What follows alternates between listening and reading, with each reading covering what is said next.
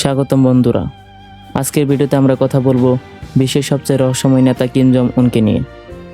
তিনি কি সত্যি পুরো বিশ্বকে ধ্বংস করতে চান, নাকি তার পিছনে আছে অন্য কোনো গভীর কারণ? আজ আমরা দেখব কিম জং উন আসলে কি চায়, তার আসল লক্ষ্য কি। কিম জং উন 2011 সালে তার বাবা কিম জং ইলের মৃত্যুর পর ক্ষমতায় আসেন। তিনি কিম ইল সুনের নাতি। মাত্র 27 থেকে 28 বছরে বিশ্বের সবচেয়ে কঠিন একটা দেশের নেতৃত্ব নেন তিনি শিক্ষা নিয়েছেন সুইজারল্যান্ডে, ওয়েস্টার্ন কালচার সম্পর্কে জানেন, কিন্তু দেশ চালান একদম পুরনো স্টাইলে, জুসে আত্মনির্ভরশীলতা এবং পারিবারিক শাসন মধ্যে দিয়ে। তার শাসনামলে উত্তর কোরিয়া হয়েছে পারমাণবিক শক্তিধর দেশ, মিসাইল টেস্ট বেড়েছে, অর্থনীতিতে কিছু পরিবর্তন এসেছে, কিন্তু দেশ এখনো দারিদ্র্য পীড়িত রয়ে গেছে। বিশেষজ্ঞরা বলেন কিম জং উনের সবচেয়ে বড় চাওয়া হলো তার নিজের এবং তার পরিবারের ক্ষমতা টিকিয়ে রাখা। এটাই তার সবচেয়ে প্রধান অগ্রাধিকার। কেন ভয় দক্ষিণ কোরিয়া বিশ্বের অন্যতম ধনী দেশ আমেরিকার সাথে মিলিটারি অ্যালায়েন্স? ইরাক, লিবিয়া, ইউক্রেনের উদাহরণ দেখে কিম বিশ্বাস করেন পারমাণবিক অস্ত্র না থাকলে তারা আক্রান্ত হবেন। নিউক্লিয়ার অস্ত্র তার জন্য লাইফ ইন্স্যুরেন্স। এটা শুধু যুদ্ধের অস্ত্র নয়, রাজনৈতিক বাঁচার অস্ত্র। অভ্যন্তরীণভাবে এটা তার লেজিটিমেসি বাড়ায়। জনগণের কাছে তিনি দেখান, আমি দেশকে শক্তিশালী করছি। সাম্প্রতিক বক্তব্য 2026 সালে তিনি বলেছেন নিউক্লিয়ার স্ট্যাটাস অপরিবর্তনীয়। কিমের বিয়ংজিং পলিসি, একসাথে অর্থনীতি প্লাস নিউক্লিয়ার উন্নয়ন তিনি চান। আরও উন্নত missile, submarine launch, hypersonic AI টেকনোলজিযুক্ত অস্ত্র। নিউক্লিয়ার সাবমেরিন আমেরিকাকে বোঝাতে চায় যে উত্তর কোরিয়া এখনও নিউক্লিয়ার পাওয়ার, তাদের সাথে সম্মানের সাথে কথা বলতে হবে। তিনি বলেন, আমরা যুদ্ধ চাই না, কিন্তু এড়াবো না। দক্ষিণ কোরিয়াকে এখন প্রধান শত্রু বলে ঘোষণা করেছেন। পুনর্মিলনের কথা বাদ দিয়ে দিয়েছেন। কিম জনগণের জীবনযাত্রার মান উন্নত করতে চান, অন্তত শহরে এলিটদের। তিনি নতুন ফ্যাক্টরি, হাউজিং, ট্যুরিজম ডেভেলপ করেছেন, কিন্তু স্যাংশনের কারণে সমস্যা। তাই স্যাংশন তুলে নেওয়া তার কাছে বড় চাওয়া। চীন ও রাশিয়ার সাথে জোরালো সম্পর্ক। রাশিয়াকে অস্ত্র দিয়ে প্রযুক্তি নিচ্ছেন, কিন্তু আত্মনির্ভরশীলতা রয়ে গেছে বাইরের সাহায্য ছাড়াই। তবে বিদেশি শক্তির আঘাতে কিম জং উনের কোনো ক্ষতি হলে পরমাণু হামলা চালাবে উত্তর কোরিয়া। উত্তর কোরিয়া তাদের পরমাণু নীতি সংশোধন করেছে। এখন থেকে দেশটির নেতা কিম জং উনকে হত্যা করার চেষ্টা করা হলে বা কোনো বিদেশি হামলা তিনি অক্ষম হয়ে পড়লে উত্তর কোরিয়া থেকে সঞ্চয়ক্রিয়ভাবে পরমাণু হামলা চালানো হবে। তিনি বলেন, ইরান ছিল উত্তর কোরিয়ার জন্য একটা সতর্কবার্তা। উত্তর কোরিয়া দেখেছে যুক্তরাষ্ট্র ও ইসরায়েলের শিরচ্ছেদ হামলা কতটা কার্যকর ছিল, যা মুহূর্তের মধ্যে ইরানি নেতৃত্বে বড় অংশকে নির্মূল করেছে। বিষয়টি নিশ্চয়ই তাদের আতঙ্কিত করেছে। ইরানের তুলনায় উত্তর কোরিয়া বিশ্বের অন্যতম দেশ হওয়ায় সেখানে এ ধরনের গোয়েন্দা অভিযান পরিচালনা করা অত্যন্ত কঠিন। বিদেশি কূটনৈতিক, ত্রাণকর্মী বা ব্যবসায়ীদের উপর সেখানে কড়া নজরদারি রাখা হয়।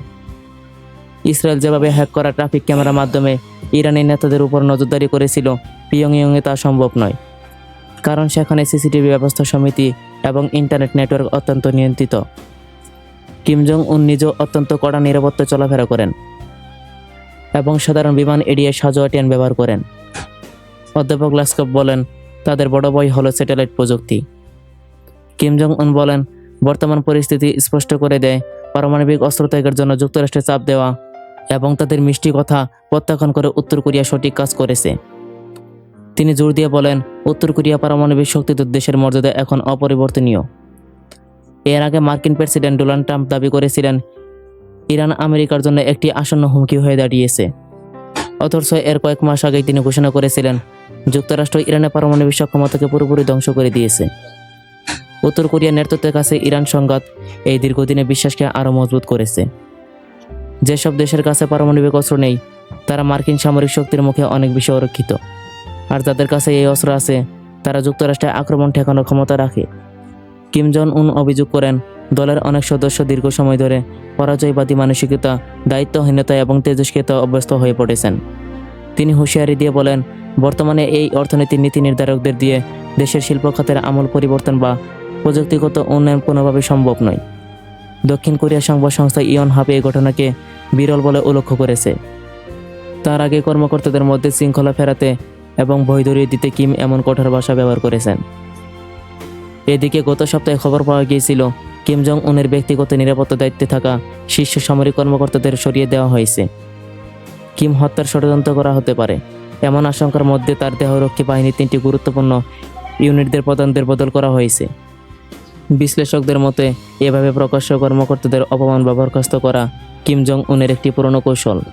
2013 সালে কিম তার আত্মীয় জং সন্থয়েকে একইভাবে আটক ও পরে মৃত্যুদণ্ড দিয়েছিলেন। ইউনিভার্সিটি অফ নর্থ কোরিয়ান স্টাডিজের অধ্যাপক ইয়াং মুজিন বার্তা সংস্থা এফপিকে বলেন, কিম জং উন এখন কর্মকর্তাদের মধ্যে জবাবদিহি নিশ্চিত করতে এক ধরনের শক টেকটিক বা চমকে দেওয়ার মতো কঠোর কৌশল ব্যবহার করেছেন। এর মাধ্যমে তিনি দলের সব পর্যায়ে কর্মকর্তাদের এই বার্তা দিতে চাইছেন যে কাজে অবহেলা করলে কাউকে ছাড় দেওয়া হবে না। 2026 সালে পাটিগ্রং গেছে তিনি অর্থনীতি ও সামরিক লক্ষ্য নতুন করে ঘোষণা করেছেন। ইউক্রেনের হাতে আটক এড়াতে আত্মঘাতী হওয়া সেনাদের প্রশংসা করলেন কিম জং উন। রাশিয়ার হয়ে ইউক্রেনের বিরুদ্ধে লড়াই করার সময় যেসব উত্তর কোরীয় সেনা নিজেদের সাথে থাকা গ্রেনেড বিস্ফোরণের মাধ্যমে আত্মহতি দিয়েছে তাদের ভূয়সী প্রশংসা করেছেন দেশটির সর্বোচ্চ নেতা কিম জং উন। এর মাধ্যমে যুদ্ধক্ষেত্রে উত্তর কোরিয়া দীর্ঘদিনের সন্দেহভাজন একটি চরমপন্থী নীতি সভ্যতা নিশ্চিত হলো। এই সপ্তাহে দেয়া এক ভাষণে উত্তর কোরিয়া নেতা বলেন, যারা মহাসম্মান রক্ষার তাগিদে দ্বিধাহীনভাবে আত্মবিস্ফোরণ তথা আত্মঘাতী হামলা পথ বেছে নিয়েছে তারাই প্রকৃত বীর। দক্ষিণ কোরিয়া অনুমান অনুযায়ী রাশিয়া পশ্চিমাঞ্চলীয় তুরস্কের অংশবিশেষ পুনরুদ্ধারে সহায়তা করতে অত্যন্ত 15 বছর উত্তর কোরীয় সেনা পাঠানো হয়েছে এবং এ পর্যন্ত 6,000-এর বেশি সেনা নিহত হয়েছে। তবে পিয়ংইয়ং বা মস্কো কোনো পক্ষই এই সংখ্যার সভ্যতা নিশ্চিত করেনি। গোয়েন্দা সংস্থা এবং উত্তর কোরিয়া থেকে পালিয়ে আসা ব্যক্তিদের মতে উত্তর কোরীয় সেনাদের প্রতি পিয়ংইয়ংয়ের স্পষ্ট নির্দেশ রয়েছে যে ইউক্রেনের হাতে বন্দী হওয়া চেয়ে তারা যেন নিজেদের প্রাণ কেড়ে নেয়। তবে আমেরিকার সাথে সম্পর্ক স্বাভাবিক করতে চান, কিন্তু শর্ত হলো নিউক্লিয়ার স্ট্যাটাস স্বীকার করতে হবে এবং হোস্টাইল পলিসি বন্ধ করতে হবে। দক্ষিণ কোরিয়াকে আর ভাই বলছে না। চীন রাশিয়া এসকিসকে শক্তিশালী করেছেন। তার চূড়ান্ত লক্ষ্য কোরিয়ান উপদ্বীপে নিজেদের প্রভাব বজায় রাখা এবং বাইরে হস্তক্ষেপ থেকে মুক্ত থাকা। কিম জানেন পুরোপুরি যুদ্ধ করলে তার রেজিম ধ্বংস হবে, তাই তিনি ব্যাংকশিপ খেলেন, চাপ দেন, কিন্তু পুরোপুরি যুদ্ধে যান না। অনেক বিশ্লেষক বলেন তিনি স্মার্টলি খেলছেন। নিউক্লিয়ার অস্ত্র তাকে টেবিলে বসার জায়গা দিয়েছে। তবে সার কথা হলো কিম জং উন চান তার রেজিমে টিকে থাকা, নিরাপত্তা, অর্থনৈতিক উন্নয়ন এবং বিশ্বের সম্মান। নিউক্লিয়ার অস্ত্র তার কাছে সেই স্বপ্ন পূরণের সবচেয়ে বড় হাতিয়ার। তিনি যুদ্ধ চান না, কিন্তু দুর্বলতা দেখাতে চান না।